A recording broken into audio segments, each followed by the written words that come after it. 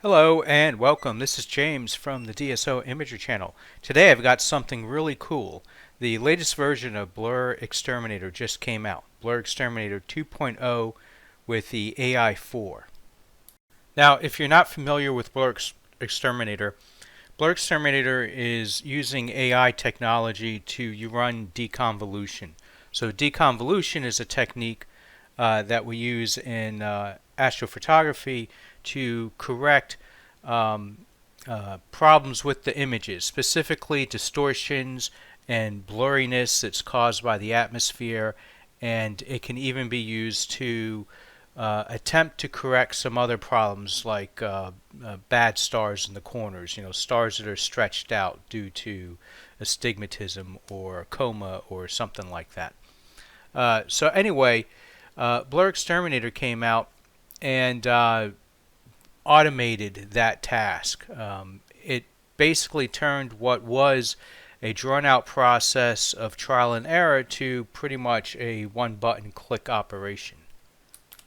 Now the development of BlurXterminator continues, and it's getting better with each version update.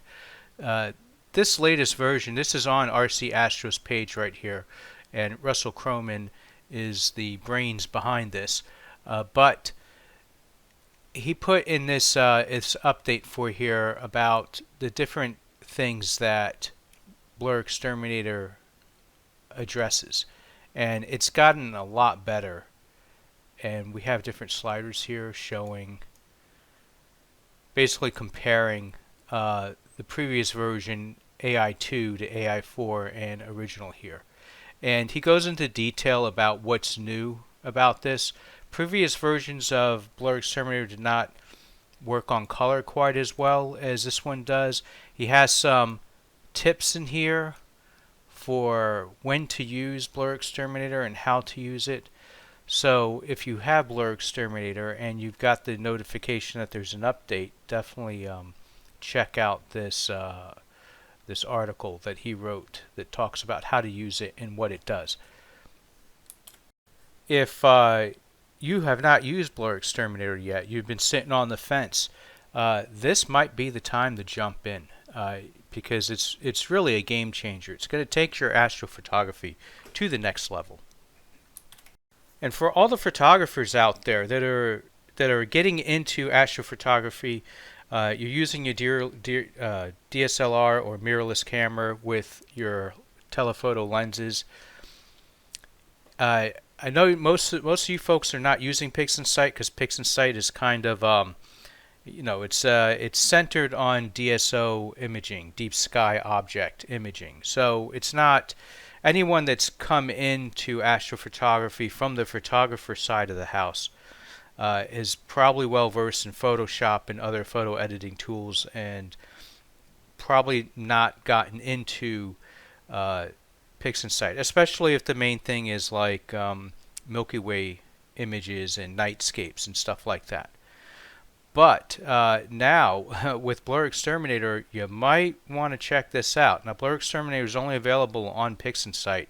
I think Russell went in and explained why it's not available on Photoshop. He does have tools that are available for Photoshop, but not all of them can run on Photoshop.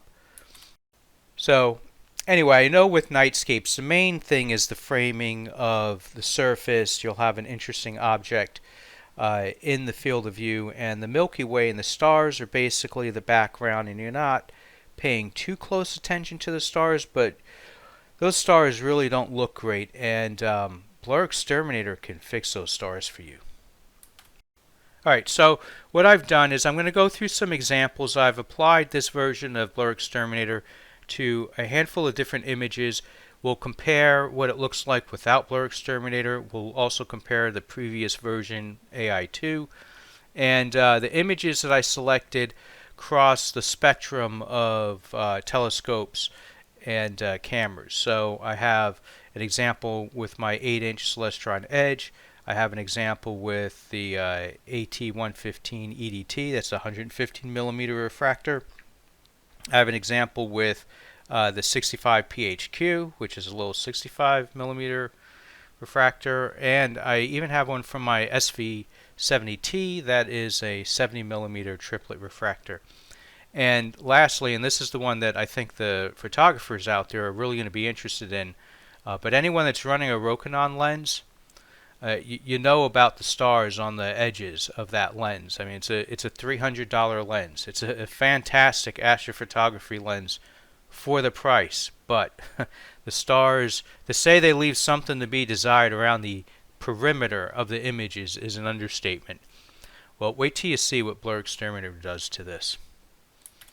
Alright, here's our first example. This is a Stevens Quintet. This is a picture taken from my 8-inch Celestron Edge. I am using the 0.7 focal reducer. That reducer is well known for introducing color aberrations and issues with stars in the corners. So it's one of the knocks against the Celestron Edge setup that's generally the only reducer available for the Edge line. This shot's only 4 hours. It's an image that I started to collect after I finished collecting data on that deer lick group shot, and I don't know if I'm going to have a chance to finish this one this year. I ended up changing the angle of the camera, and so this framing doesn't fit anymore.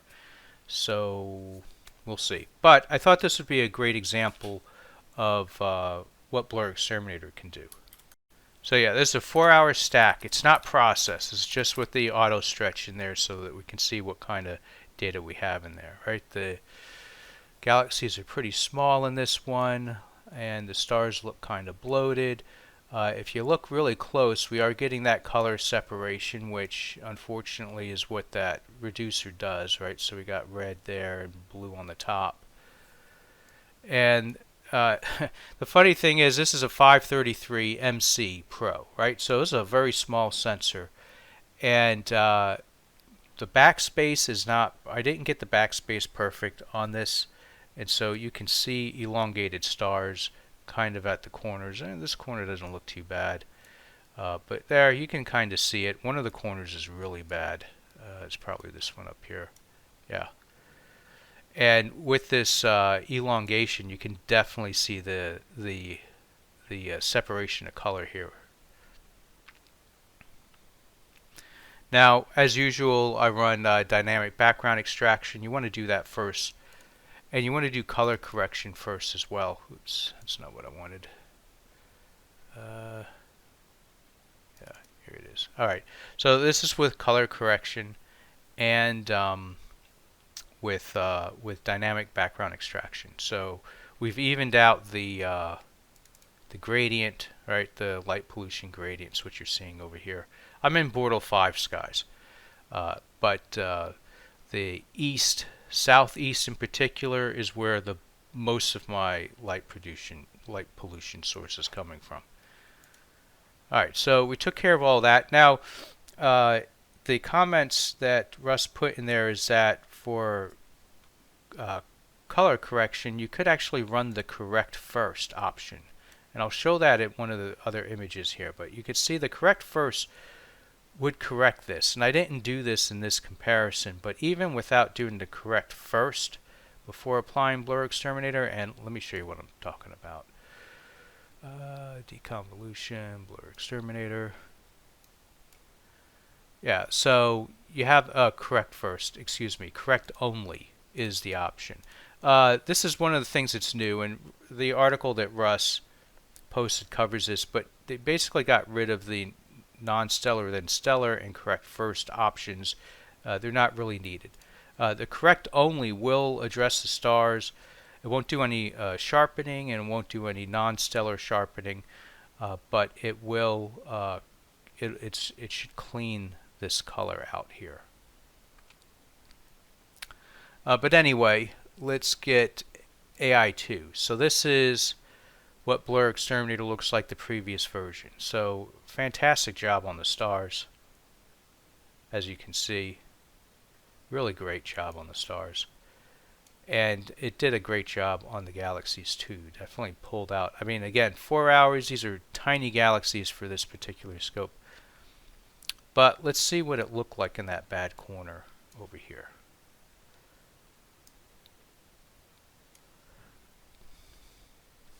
It did a really good job, but you can see the stars. I mean, it's much improved, right? Much improved, but it's still not great. Let's take a look at AI4 because I know this is what everyone is waiting for. Let's get this out of the way. Yeah, look at the difference in stars. I mean, it's even corrected the color separation issues that we were having. All right, let's take a close look at this.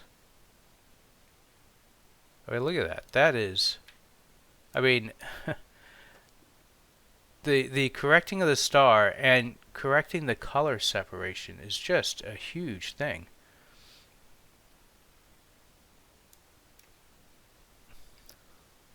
So, I mean, the picture speaks for itself. It's just amazing what this program's been able to do. Now, if you're running deconvolution manually, it is possible to correct the misshapen stars. You would use this motion blur option, right? And then you'd have to adjust. This would be a representation of what the star looked like, right? So it would look something like this in the corners. But I can tell you this was a pretty laborious process. So to be able to do it now with a single click is just amazing.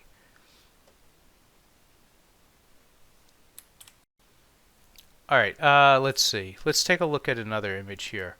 Now, this is NGC 300. This looks terrible. This is a picture I never released. It was very ambitious. This target peaks at about 20 degrees from my location. Now, I've been able to successfully shoot targets in the 10 to 20 degree range before, but that was using narrowband. See my shot of the fighting dragons.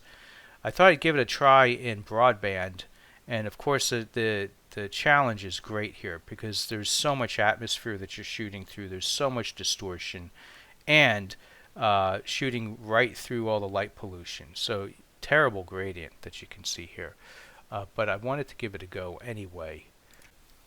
So let's take a look at Aberration Inspector. Now, for those that are not familiar with this, it's a script under Image Analysis and Aberration Inspector. And what this does is it basically creates like a little mosaic so that you can inspect the corners of your images, mostly for looking at the stars. So here's a mosaic. This is what it looks like originally. And again, this isn't processed, by the way. This is just the auto stretch. So no work has been done here except for dynamic background extraction to even out those gradients. And here's what it looks like with BlurXterminator version 4, AI4.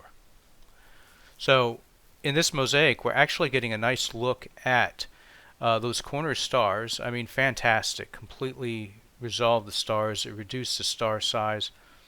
You do have some control over star size. In fact, you'll see it. Oops, that's not what I wanted. You can actually get the stars lower or tighter than you were with the previous version because you can sharpen this up now. The other version topped out at 50. Now we have 0.5. Now we have 0.7 that we can go all the way to. But anyway, yeah, big difference. And I mean, even you can see here in the galaxy what BlurXterminator is doing. So we're improving the details. And the final image on this is this. I mean, it's not a great image. I think the background's too dark and whatever. Just too much shooting through all that atmosphere. But the stars are well controlled. Now, this particular scope does not handle blue very well, and I mean, BlurXterminator has actually tamped that down quite a bit.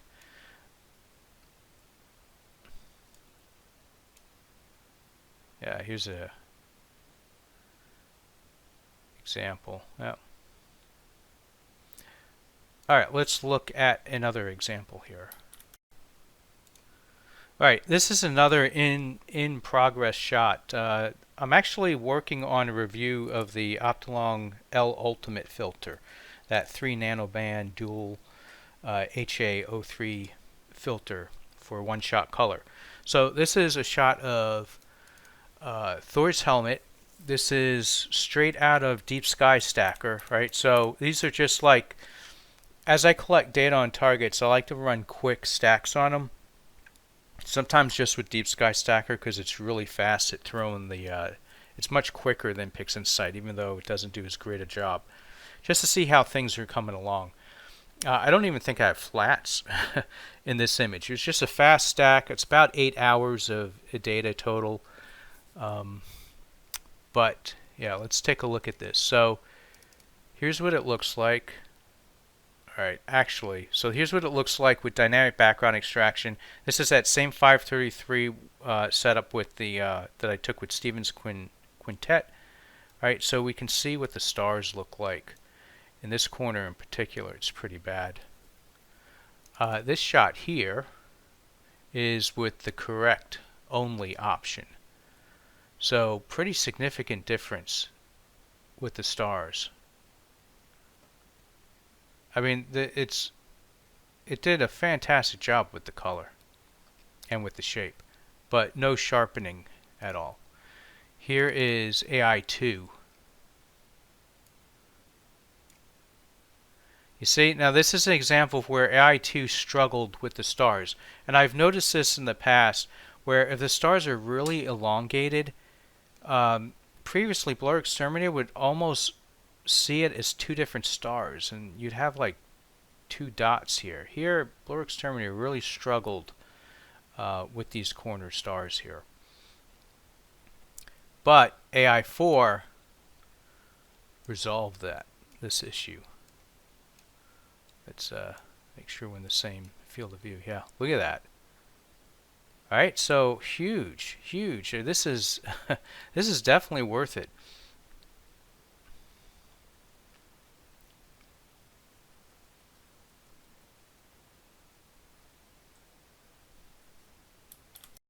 Alright, so I mean all this shot has here is just dynamic background extraction and then BlurXterminator with AI4, and that's it. It's not been stretched or anything. I mean, it looks pretty darn good just like that, doesn't it? I did do a quick edit of this job, of this target, and yeah, that's where I'm at right now with it, just as a quick processing on that. So if you're at all interested in seeing how I process this, or you want to see how well that L Ultimate filter does, stay tuned for that review. I'm hoping I get a couple more clear nights and I can finish this image up. I'd like to get at least 16 hours of total exposure on it, but I mean clearly I don't really need it. I mean this looks pretty good, but let's move on to another example here. Alright, another quick example. This is Horsehead with with the SV72 and the ASI 533. Now my SV72 70T, it's always I was never really satisfied with the stars on that scope. The stars were always a bit on the bloated side, and there was also some color separation, which, you know, didn't quite meet my expectations when I picked out a stellar view. I expected more, but regardless, this is what I ended up with. Yeah, so we'll zoom in again. Alright, so AI2 doing a great job here. It really is.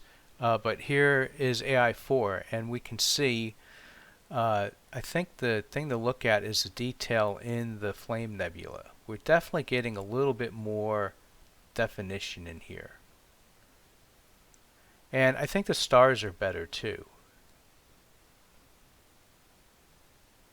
Yeah, see, this is what I was talking about, how this star was kind of elongated, and it almost looks like 2 different stars here, but it was corrected here in this version. It looks like AI4 is doing a better job with noise as well. Let's take a look at these corners.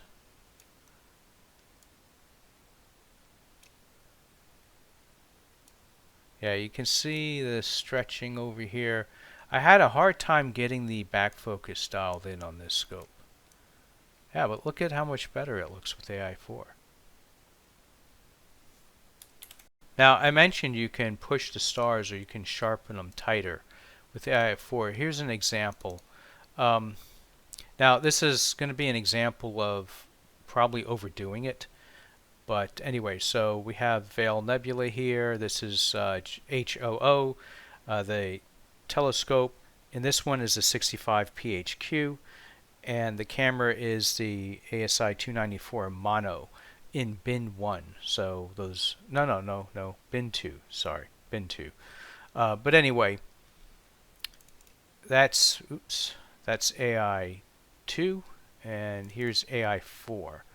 Notice how more prominent the stars are. This is with the extra sharpening.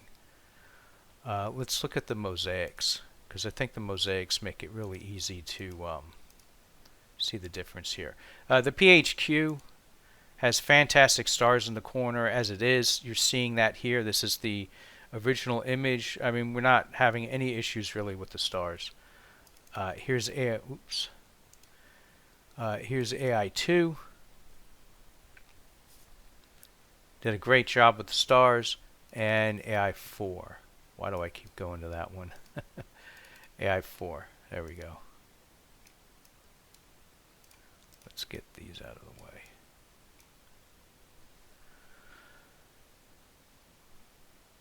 So what's interesting here is that with the extra sharpening, it's pulling out the faint stars. I mean, see how it looks like there's more stars in this image?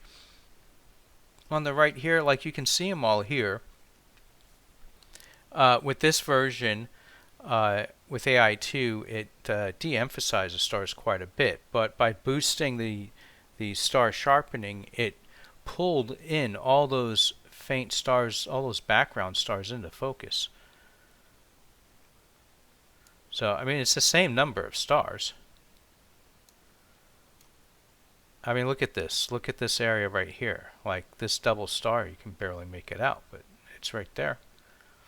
Now, the image scale with this setup, with the camera in bin 2 mode, it's over 2 point something arc seconds, if I remember correctly. So that would explain the blockiness. And these images have been drizzled too, so they're still kind of blocky. We're a bit undersampled here, but I think it looks really good.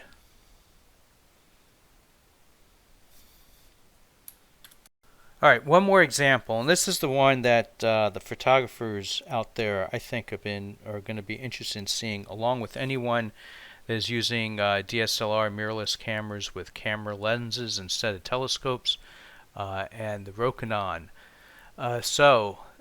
This is a Milky Way shot I took in my backyard.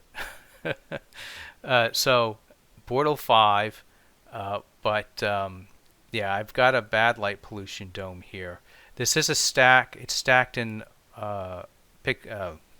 Deep Sky Stacker. I don't remember how much total exposure time is here. I want to say it's around 30 minutes worth. I was using a star tracker. Well, actually it was an old CG4 with a clock drive on it, but you can think of it as a star tracker. It's just keeping up with the Earth's rotation. This lens is known for being cheap and fast, but the stars break down really bad at the perimeter, right? I mean, so we're not even talking corner stars now. We're talking any stars at the perimeter. The camera used is a Nikon D5300, unmodded, so it's a stock camera, pretty old but respectable sensor when it comes to astrophotography. Crop sensor size. And yeah, I mean, look at these stars in the corner. They're just awful. And you know, this lens is supposed to support a full frame. I mean, if they look this bad in a crop sensor, I just can't imagine what they would look like in a full frame. Yeah, you can't see anything. The light pollution's so bad. All right, so I did do some processing on this. I did I'll show two different ways. One, I did a heavy crop to try and make like a decent picture out of this. And this light pollution was just really too strong to work with. But let's see, I think this shows it, yeah. Yeah, so even with using automatic dynamic background extraction, the gradient was just too strong. But the reason that I kept the full frame here is I wanted to show just how good BlurXterminator is at handling these awful stars. So this is actually after I applied BlurXterminator. So let me undo it. Alright, so I mean, you know, zoomed out like this, you can't really tell. You zoom in. The center stars are looking pretty good. So that's thanks to the tracking. But as we get out to the edges, yeah, I mean, look at this. Does this look familiar to anyone that's using camera lenses like this Rokinon? Whew, look at that. But with BlurXterminator applied, wow. I mean, that's just insane.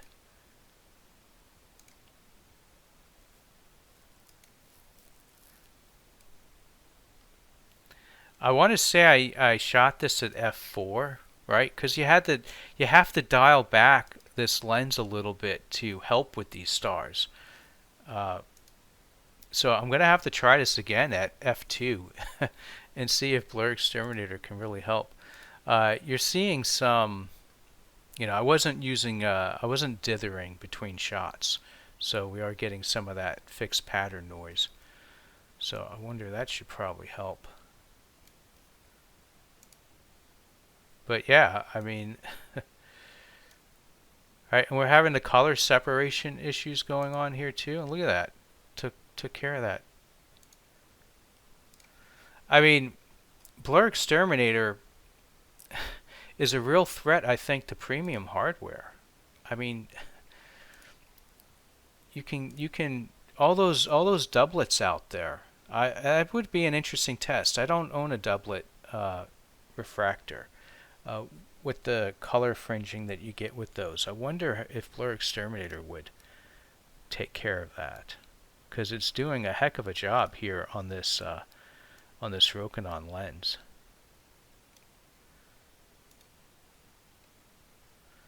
Yeah, so I mean, if you're doing Milky Way shots, I think BlurXterminator is a must-have at this point.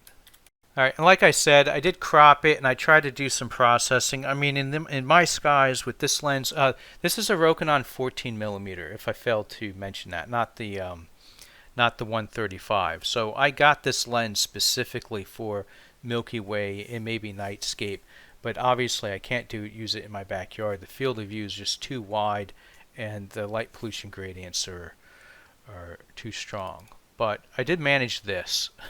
So that's a lot of processing to get that out of this, right? So it's not all BlurXterminator, but BlurXterminator had a big part in getting these stars so tight and so clean. You can see this walking rain. If you've ever seen this kind of these lines, you see these faint lines, that's fixed pattern noise, and that is, you get that when you're tracking, and but you're not dithering. And dithering is moving in between each frame, each shot moving in a random direction, you know, in the RA and deck to randomize that fixed pattern noise, and it makes this go away. The better your polar alignment is, the less pronounced this would be, but really dithering is what you need to get rid of that. But anyway, yeah, so I'm impressed. This new version of BlurXterminator is really a must-have. If you haven't jumped on BlurXterminator yet, now's the time to do it. And it's so good that if you're not using PixInsight, this might be enough to convince you to jump on the PixInsight. You can get a trial copy of PixInsight, which is good for I think 30 days or 45 days, something like that. And then you can get a trial copy of BlurXterminator, which is good for 30 days. And you can see what this is going to do to your images. Now, for the shameless plug, I do have affiliate links available for BlurXterminator and really all the RC-Astro products.